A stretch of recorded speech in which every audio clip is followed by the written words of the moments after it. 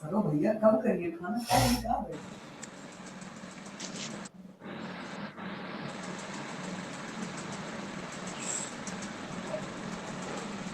Bluetooth की दीवार ही धीरे से कौन टेक्स्ट करो तुम थोड़ा आइडिया बंद कर दो यार।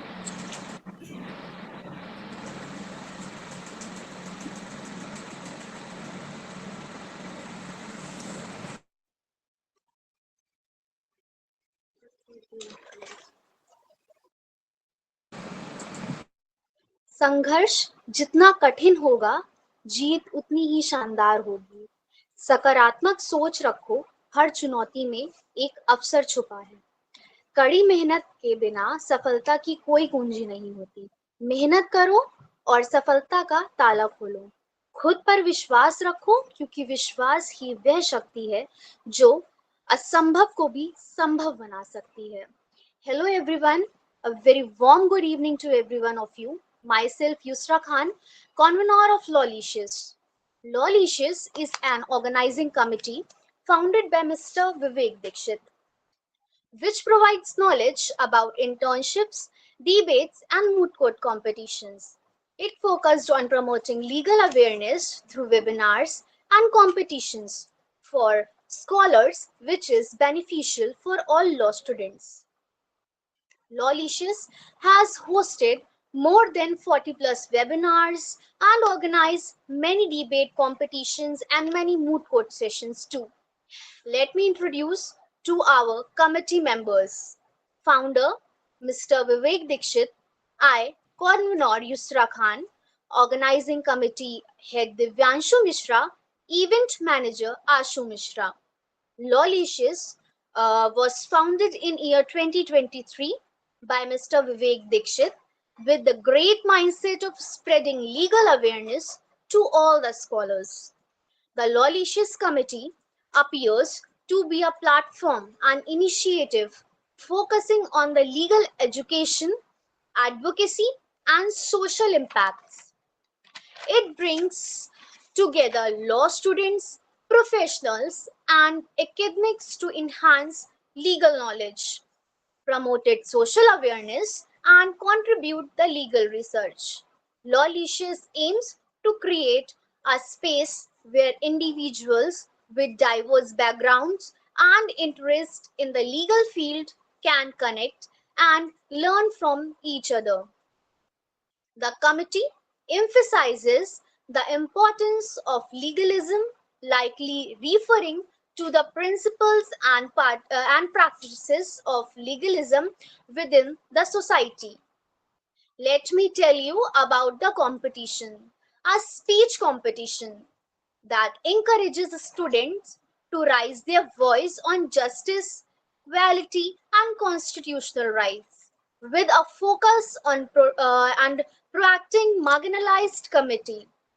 The topic of the speech is Uniform Civil Code and the Basic Structure, a conflict between equality and religious freedom. Nyayavani, Voice for Justice, to commemorate 52 years of the landmark Kesavananda Bharati case. The event seeks to inspire young minds to reflect on constitutional values with a focus on the protection of marginalized communities and the enduring significance of the basic structure of doctrine. Here are some rules and regulations for the speech competitions.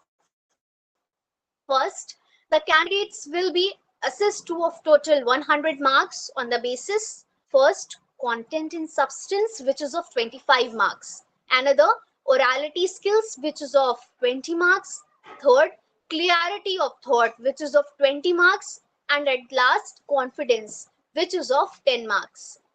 Second, each participant will be given a time limit not exceeding 5 minutes to speak on the subject. A warning bell will be given after 4 minutes and a final bell will be given after the 5 minutes.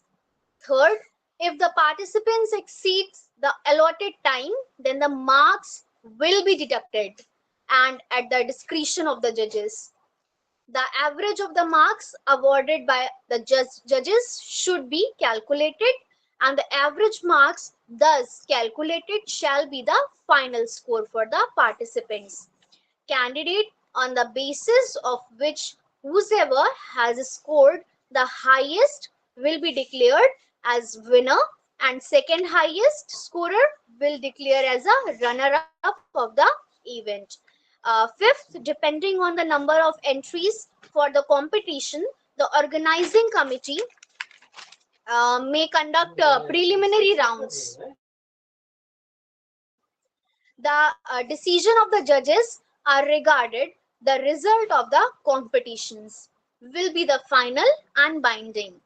The organizers reserve the rights to take opportunities, actions for any unethical, unprofessional and immoral conduct. And seventh, four participants from each panel will go in semi-final, and apart from these 8 participants, 4 participants from both the panel will go in the final round. Eighth, at last, the organizers' decisions regarding interpretations of rules and any other matter related to competition will be final. If there is any situation not contemplated in the rules, decision of the judges should be the final decision. Now, let me introduce to our honorable judges of the event from panel 1. First judge is Syed Anwar Alam sir. He is a faculty advisor of Lawlicious Committee. Second, Kalpana Vishnoi ma'am. She is an assistant professor at City Law College, Jankipuram. Third is Shubham Chatterjee sir, assistant professor at Brainwave University, Kolkata. And here are 3 judges from panel 2 too. First is Adarsh Pandey sir. He is an assistant professor at Vedanta Law College. Another one is Ayushi Srivastava ma'am. She is assistant professor at City Law College, Jankipuram. And third is Vinay Kumar Yadav sir. He is an assistant professor at City Law College. Thank you so much, everyone.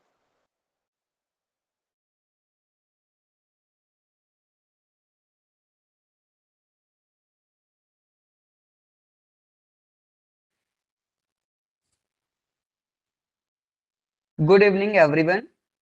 आप सभी अपने अपने respected panels में join हो जाइए। जो भी list में नेम्स हैं पैनल 1 एंड पैनल 2 में, आपके 2 ग्रुप्स बनाए गए हैं, पैनल 1 एंड पैनल 2।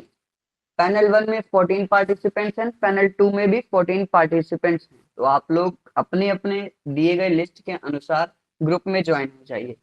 6 PM पर स्टार्ट कर दिया जाएगा कंपटीशन, और गूगल मीट का लिंक आपके उसी ग्रुप पर प्रोवाइड किया जाएगा। और जिसमें अगर आपको अभी भी कोई क्वेरी है कंपटीशन से रिलेटेड या फिर कोई भी क्वेरी है, तो वो आप अभी क्लियर कर सकते हैं। अगर आप कंपटीशन के टाइम पर जजेस के सामने अगर आप कोई क्वेरी रखते हैं, तो वहां पर वो एंटरटेन नहीं की जाएगी और वो आपके टाइम में ही डिडक्ट किया जाएगा।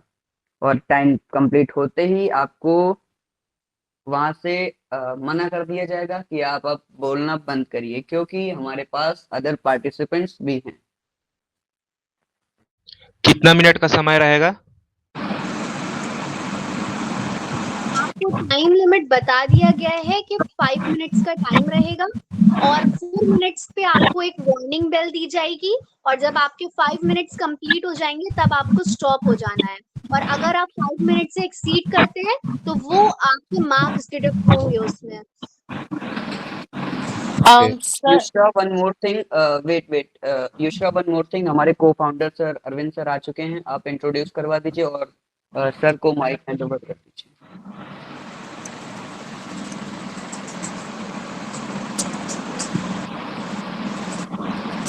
Okay, so I once again let me introduce to our committee members. Founder, which is Mr. Vivek Dikshit. Our co-founder is Arvind Kumar sir. I, convenor Yusra Khan. Organizing committee head Divyanshu Mishra. Event Manager Ashu Mishra. Arvind Kumar sir, I hand over mic to you. Hello everyone. Hello, I'm audible. Yes sir. Yes, sir, you are. पहले तो मैं जो है पहली बार आप लोगों से मिल रहा हूँ। मैं जो है को फाउंडर हूँ। और बात अगर आज बहुत ज़्यादा तो नहीं हम कर पाएंगे, क्योंकि बहुत थोड़ी ही बात होगी, क्योंकि मैं कुछ थोड़ा व्यस्तता में भी हूँ। तो जो है अगर हम यूसीसी पे स्टार्ट करें क्या डायरेक्टली? यस सर, यूसीसी पे डायरेक्ट स्टार्ट कीजिए। ठीक है। अगर देखिए यूसीसी पे अगर हम बात करें यूनिफॉर्म सिविल कोड की, तो हम ये देखते हैं कि यूनिफॉर्म सिविल कोड जो है एक डिबेट का विषय आज से नहीं, बहुत पहले से बना हुआ है। ये उस समय से डिबेट का विषय है जब से हमारे पास जो है यूनिफॉर्म क्रिमिनल लॉज भी नहीं थे। जब क्रिमिनल लॉज बने, है ना, ब्रिटिशर्स के बाद में जब यूनिफॉर्म क्रिमिनल लॉज बनाए गए, और साथ ही साथ में फिर उन्होंने प्रयास किया कि जो है वो हमारे लिए पर्सनल लॉज पे भी यूनिफॉर्म सिविल कोड लेकर के आए। तो कंसेंसस उस समय भी नहीं बनी। और साथ ही साथ में अगर हम एक चीज देखें कि जब पहली बार अटेम्प्ट किया था इसके लिए, यूनिफॉर्म सिविल कोड के लिए, लगभग 1882 में, तो उस समय लगातार जो है इस पे अलग अलग तरीके से लोगों ने अपने ओपिनियन दे रहे और बात नहीं बनी। और उसी समय हमारे पास जो क्रिमिनल लॉज थे वो बनाए गए। और जनरली इसका एक रीजन ये रहा कि जैसे अगर हम इंडिया को देखें तो इंडिया जो है एक संगम है कई सारी संस्कृतियों का, कई सारे कल्चर और धर्म का। तो और जनरली जो है हम गवर्न करते हैं जो पर्सनल मैटर्स हैं अपने रिलीजन से, और रिलीजन में अक्सर जो है कन्फ्लिक्ट अराइज होते हैं इन चीज़ों को लेकर के। और इस पे जो है यूनिफॉर्म सिविल कोड की जब बात करते हैं हम लोग, तो दरअसल जब यूनिफॉर्म सिविल कोड पे हम बात करें तो हमें ये मिलता है कि हमारे पास एक एग्जैक्टली एक लॉ ऐसा होना चाहिए जिस पे हम जो है बात कर पाएं, इसके लिए मैरिज के लिए बात कर पाएं, डाइवोर्स के लिए, एडॉप्शन और मेंटेनेंस के लिए बात कर पाएं, लेकिन है नहीं। और जब देखें हम कि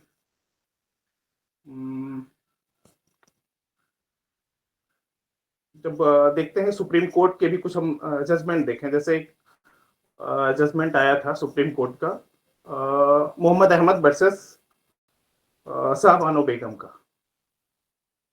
तो सुप्रीम कोर्ट में पहली बार इस पे बात करी थी कि हमारे पास एक यूनिफॉर्म सिविल कोड होना चाहिए। क्योंकि रीजन क्या दिया गया? क्योंकि उसमें जो है जो मेंटेनेंस होता है आफ्टर द जो है इद्दत पीरियड, वो देने के लिए बाउंड नहीं होता हस्बैंड। लेकिन फिर सुप्रीम कोर्ट ने कहा कि अगर कुछ ऐसा लॉ हमारे पास हो कि जो है उसे बाद भी किया जा सके, कि बाद में भी वो मेंटेनेंस प्रोवाइड कराए, तो इस पे उस समय जोर दिया। फिर ऐसे ही एक और मामला आया, जहां तक मैं ध्यान कर पा रहा हूँ, एक सरला मुद्गल का मामला आया था, है ना। इसमें भी सेम बात सुप्रीम कोर्ट ने रिपीट की कि हमारे पास एक यूनिफॉर्म सिविल कोड होना चाहिए। वो कैसे? क्योंकि उसमें भी ये रहा कि एक जो है जो उनके हस्बैंड थे सरला मुद्गल के, उन्होंने जो है खुद को कन्वर्ट कर लिया मुस्लिम रिलीजन में। और मुस्लिम रिलीजन में बदलने के बाद में ये हुआ कि उन्होंने एक सेकेंड मैरिज परफॉर्म की, जो कि जो है मुस्लिम रिलीजन के अकॉर्डिंग ठीक था। लेकिन जब हम बात करें हिंदू रिलीजन में, तो वहां मोनोगैमी है और यहाँ जो है बाइगैमी उस समय परमिसिबल थी। तो सुप्रीम कोर्ट ने कहा अगर हमारे पास एक यूनिफॉर्म लॉ हो जिन पे हम गवर्न कर सके इन चीजों को, ये कन्फ्लिक्ट एराइज ना, और ताकि जो है चीजें एक ठीक डायरेक्शन में जा सके। लेकिन फिर भी ये पॉसिबल नहीं हो पाया। और बाद में अभी तो इस समय भी एक डिबेट का विषय बना हुआ है जब से उत्तराखंड ने लॉ बनाया। तो उत्तराखंड के लॉ को भी अगर थोड़ा हम देखें तो उसमें इन्होंने लगभग हर पक्ष को कवर करने की कोशिश की है। उन्होंने मैरिज पे भी बनाया, मैरिज में एज को फिक्स कर दिया, साथ ही साथ उन्होंने जो है रजिस्ट्रेशन ऑफ मैरिज कंपलसरी बना दिया। और अगर बात करें कि लिविंग रिलेशंस को भी, उसको भी रिकॉग्नाइज किया इन्होंने। इवन प्रयास तो लगातार इनका रहा है कि हर तरीके से चीजों को रिकॉग्नाइज करना, एक इक्विटी लाने की कोशिश रही है, लेकिन कुछ मामलों में जो है इस पे प्रश्न उठे भी हैं। जैसे देखिए, एक सक्सेशन में आते हैं तो इन्होंने किया क्या, जो वो है सेपरेट प्रॉपर्टी है और जो प्रॉपर्टी है उनकी इंसेस्ट्रल, उनमें जो इनके डिफरेंसेस थे इनको खत्म करने की कोशिश की। तो ये कई सारे ऐसे कन्फ्लिक्ट अराइज हो रहे हैं, ऐसे एडॉप्शन को लेकर के भी है। तो अभी भी लगातार ये डिबेट का विषय बना हुआ है। कोई सवाल अगर इस पे हो आप लोगों का तो बताइए। सर तो मतलब ये यूनिफॉर्म सिविल कोड है, तो मतलब ये क्या मतलब आगे चलकर ये हो सकता है, मतलब बन सकता है? तो है कि हो सकता है कि दरअसल एक चीज और, अगर हम जो है थोड़ा सा पीछे जाएं इतिहास में, तो हम देखते हैं कि जब कॉन्स्टिट्यूएंट असेंबली में इस पे डिस्कशन हो रहा था तो सभी ने अपने अपने ओपिनियन दिए और सभी की कंसेंसस उस समय भी नहीं बन पाई कि हम इस तरह का कोई लॉ लेकर के आए। तो इन्होंने किया क्या कि इन्होंने सिर्फ जो है जो हमारे फोर फादर्स थे उन्होंने किया क्या कि इन्होंने सिर्फ एक डायरेक्टिव प्रिंसिपल बना करके रख दिया। ये ऐसा प्रिंसिपल जो आर्टिकल 44 में है कि वो एक सिर्फ जो है एक निर्देश देता है कि अगर जो है परिस्थितियां फेवर में रहेंगी तो उस समय जो है राज्य कानून बनाएगा इस विषय पे, अगर फेवर में नहीं रही तो नहीं बनाएगा। ये बाध्यकारी नहीं है। तो जैसा हम लोग directive principle of state policy में पढ़ते हैं कि इसके लिए कोई कोर्ट नहीं जा सकता कि साहब इसके लिए लॉ बनाइए, है ना। Thank you sir. सर एक क्वेश्चन है और कि जो जी पता सर क्वेश्चन है कि हम जब हिंदू मैरिज एक्ट की बात करते हैं तो हिंदू में हम हिंदू को लेते हैं, सिख को लेते हैं, बौद्ध को लेते हैं, जैन को लेते हैं, ईसाई को लेते हैं। वही अगर मुस्लिम में लेते हैं तो मुस्लिम को फिर हम हिंदू मैरिज एक्ट में क्यों नहीं शामिल कर सकते हैं? Sorry for the interruption. Sorry, sir. Sorry for the interruption. No more questions from the participants because we have the time to the competition at 6 p.m. So now we can end the meeting. Sir, please answer कर दीजिए आप इस answer question का and then हम meeting and करते हैं। अच्छा ठीक है। ऐसा है कि इसमें जो है जब प्रयास किया गया था, यूनिफॉर्म हिंदू कोड बिल लाया गया था, तो उस समय भी जो है इस पे डिस्कशन हुआ, बहुत सारे लोगों ने इसका विरोध भी किया, लेकिन फाइनली हम जो है इसे एक्ट में परिवर्तित कर पाए और हमारा जो है हिंदू मैरिज एक्ट और ये सारे लॉज बने। उसमें हमने जो हिंदू के सेक्ट से उनको जोड़ा। दिक्कत सिर्फ यहाँ ये आती है कि जो मुस्लिम हैं, क्रिश्चियन हैं और जूइश हैं, ये सारे जो अलग अलग रिलीजन हैं, इनमें जो इनके पर्सनल लॉज हैं उनमें बहुत सारी विभिन्नताएं हैं। इन विभिन्नताओं और डाइवर्सिटी के कारण हम जो है एक मत पे नहीं पहुंच पाते हैं, क्योंकि अगर हमारा सक्सेशन कुछ कहता है, हो सकता है मुस्लिम में सक्सेशन कुछ और कहता हो कि पार्टीशन किस तरीके से होगा, हमारे यहाँ पार्टीशन को कुछ और तरीके से कहते हैं, है ना। तो इन्हीं सब कुछ कारणों से जो है अभी कंसेंसस नहीं बन पाई है। आने वाले निकट भविष्य में हो सकता है कि हम उत्तराखंड ने जैसे किया वैसे और भी राज्य करें। तो क्या आर्य समाज, ब्राह्मण समाज, प्रार्थना समाज, हिंदू, ये सब हिंदू में आएंगे और जो मुस्लिम कंसेंटिंग है वो अलग रहेंगे? नहीं बेटा, ऐसा है कि ये सारे हैं, ये हिंदू के ही सेक्ट है ना। जब हमने हिंदू कोड बिल बनाया, ये सारे जो Hindu marriage act, succession act, ये जितने सारे बनाए, इनको बनाने के बाद में हमने इन्हें जोड़ा भी है। जब इनका सेक्शन 2 आप पढ़ेंगे, उसमें हमने किन किन चीजों को जोड़ा है, किन किन धर्मों को जोड़ा है, किन किन सेक्ट्स को जोड़ा है, वो लिखा गया है। जैसे उसमें सिखिज्म है, बुद्धिज्म है, जैनिज्म है, इसके अलावा जो आर्य समाज, प्रार्थना समाज है, ब्रह्म समाज है, इन सबको हमने जोड़ लिया है। ओके।